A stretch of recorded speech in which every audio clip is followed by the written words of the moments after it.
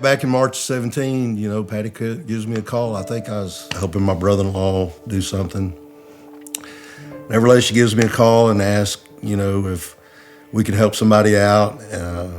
Husband was abusing her, and could we give her a place to stay for a night or two? So first night was okay, and second night, by that time, we had received a threatening message through Facebook. And so this individual, I'd backed him off once before.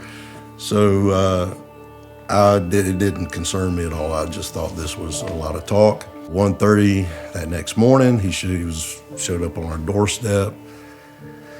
After a few words, gunfight broke out, almost at point blank range. He shot me 5 times, and took 3 to the torso and 2 to my right arm, my dominant arm. I was able to get 2 shots off to his 8, I believe it was, that he fired at us. I was taken out after that initial volley. Patty charged the door when she did to shut it. When she did, he took that opportunity to try to shoot her in the face. Patty took one through her right hand, which is her dominant hand. That type of adrenaline running through you, you don't realize that you're hurt as bad as you're hurt.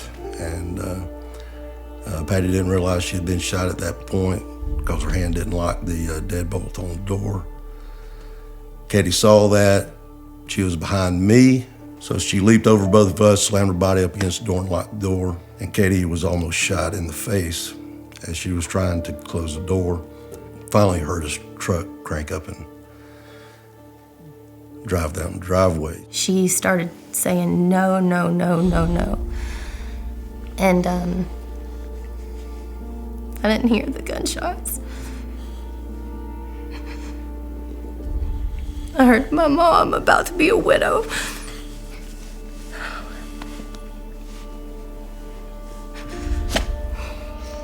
Then he was, laying on the floor, and he was praying, and telling us goodbye, And I felt like it was going to be one of those scenes like you see on TV, where somebody gets shot and they have seconds and they're trying to get out those last few words, to somebody.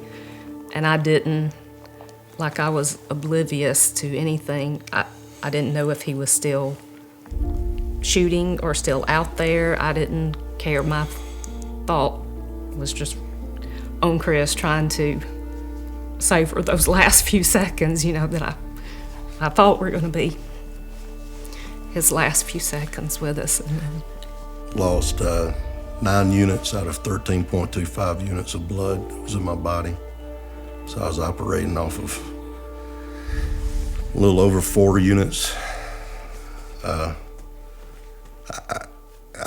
It wasn't nothing I'd done to keep myself alive. I mean, it was Jesus all the way that kept me. when he was in the hospital in those initial critical days, and the incision site opened up, and Katie would put out updates on Facebook every day, and she would ask for specific prayers, of, okay, he needs to pass this test today, he needs to be able to do this today. We had people all around the world praying for us, and we needed that more than the medicine. Actually needed that more than the surgeries, actually, if you could believe that, because so many people were praying for such a specific thing. No infection, to pass this test, to pass that test. Sure enough, it was just pass it with flying colors, even when that incision opened up and the equipment failed. It was like a constant river of just miracles and blessings, one right after the other, right after the other, right after the other. Today we still struggle with, it's still very much in the front of our minds. It's life-changing. It changed our life. There is life before the shooting and life after the shooting. We are different. Life is different. We're blessed to still be here. We're grateful for each day. It affects us each day, though. There's no way we could have made it through this last almost 3 years of the things we've been through. I mean, just the aftermath of it, besides that initial night, without God's help.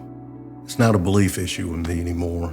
It's not a hope issue with me anymore. It's not a faith issue with me anymore. I don't believe God is with me. I know He is with me. I know He gives me peace. I know He gives me strength. I know His rod and His staff comforts me. I know He's with us right through the darkest valley of the shadow of death. Doesn't matter. He is right there. I don't believe it. It's not a belief issue anymore. I know it.